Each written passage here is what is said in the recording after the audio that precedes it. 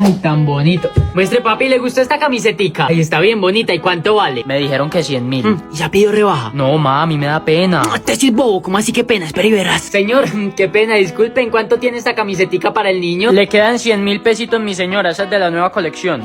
Pero está como carita, tengo 10.000 para llevármela ya. No, madre, qué pena. No le puedo rebajar más. Ah, no se puede. Listo, no hay ningún problema. Ay, papi, lo siento. Yo sé que usted llevaba ahorrando toda su vida para comprarse esta camisetica, pero no se pudo, no nos dieron la rebaja. No pasa nada, vamos, mi amor. Gracias.